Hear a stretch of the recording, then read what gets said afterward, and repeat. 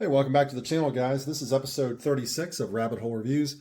We're going to take a quick look at a Colt AR-15A4 today in hopefully 10 minutes or less. It's kind of an off-the-cuff review.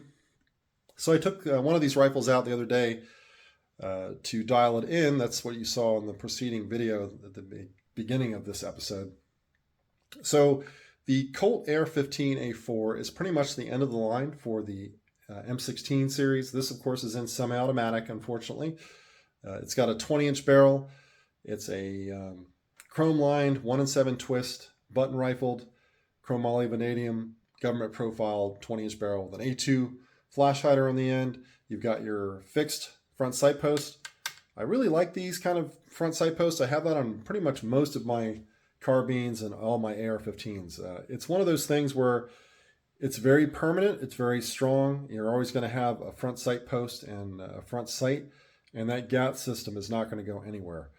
Versus some of these other pinned and others, some of these low profile gas blocks that you see on other carbines out there. So a lot of people would say that the AR-15A4, M16A2, or AR-15A2s are kind of dated.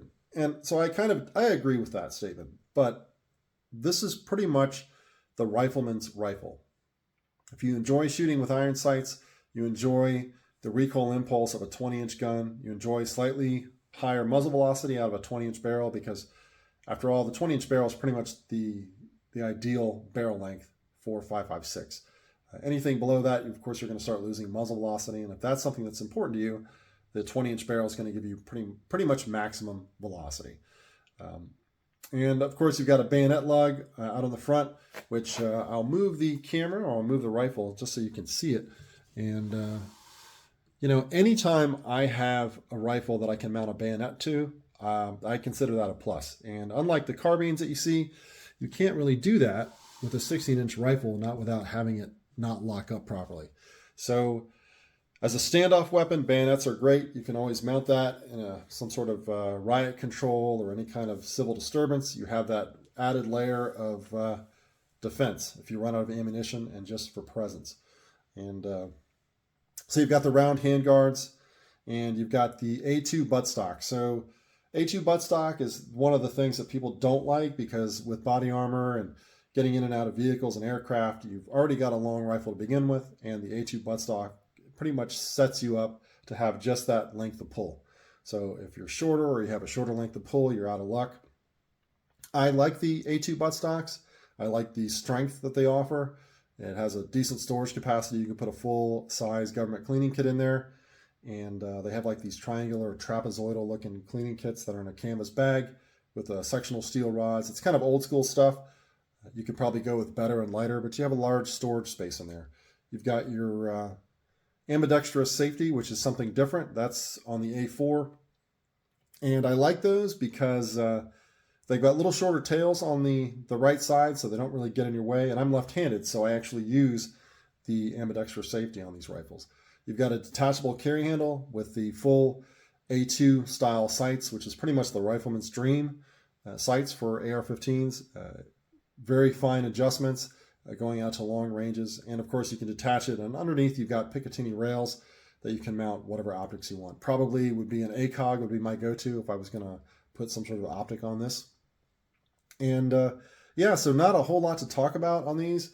Let me know in the comments section if you guys are still rocking 20-inch guns, if that's really a thing in 2023.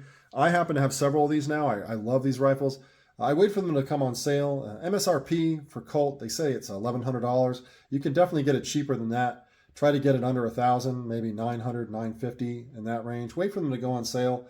Because these are not quite as popular, I think, as 6920s and other carbines, and you're not getting any free float stuff. You're not getting any of the latest and greatest on these. But it's solid, proven technology.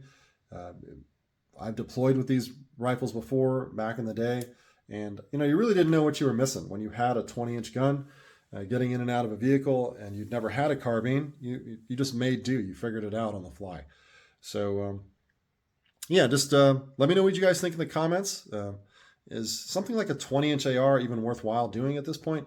Is the extra couple hundred feet muzzle velocity worth it to you to have a considerably longer and somewhat less maneuverably capable rifle in this versus a carbine. So this has been just a quick look at the Colt AR-15A4. I think one of the other added benefits of having a rifle like this is the added resale value on this. Because it's not as desirable as some people would like. They want carbines and other things like that. I think if you get a Colt, you're going to at least be able to get most of your money back or all of it down the road when you go to sell it, if you don't like it. For a while there, Colt was only making these in batches, and they would appear and then disappear off the market for years. But now I think it's pretty much a standard thing. They're everywhere, and the prices are definitely stable. And I think maybe down the line they'll probably drop even further. So that's all I've got for you on this one. This has just been a quick peek. This is episode 36 of Rabbit Hole Reviews, taking a look at the Colt AR-15A4.